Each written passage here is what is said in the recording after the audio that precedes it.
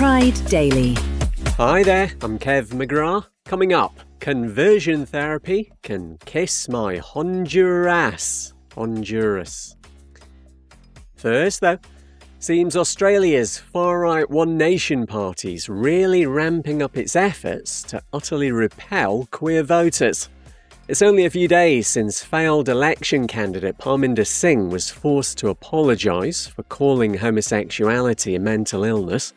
And now Tyrone Whitton, the hate group's senator for Western Australia, has said pretty much the same thing about transgender people. There's male, there's female, and then there's mental illness. If you want to wear a dress, that's fine, I don't care. But they can't keep saying that, hey kids, that's normal.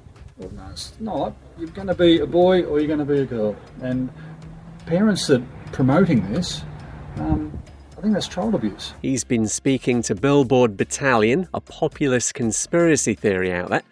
Oh, and just for good measure, you've also got the One Nation leader, Pauline Hanson, who's been doubling down on comments from 30 years ago.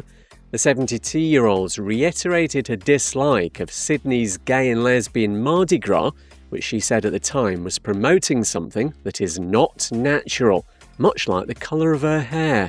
Pride Daily. Next, an LGBTQ+ man could be deported back to Uganda from Germany later, where being queer carries the death penalty.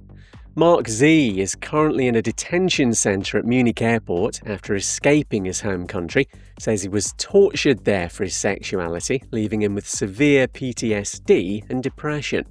Authorities in Bavaria aren't convinced he's queer, despite his ex-boyfriend providing intimate details about the relationship. Mark's lawyer and human rights groups are pushing for an emergency block on the deportation. Pride Daily. And Honduras wants to ban conversion therapy. Outlawing attempts to change a person's sexuality or gender identity is part of a new LGBTQ+ protection law being proposed. Would also make it easier for trans people to officially change their name and gender markers, plus the law aims to target anti-queer violence and discrimination. No time to tell you that. It's the opening ceremony of the LGBTQ+ Rugby World Cup later in Brisbane, Australia. The Bingham Cup takes place every 2 years, with the final on Sunday. And you've got Black Pride in New York starting today, with the theme celebrating a legacy of resilience. Subscribe to Pride Daily so you never miss an episode. That's your lot. I'll see you tomorrow.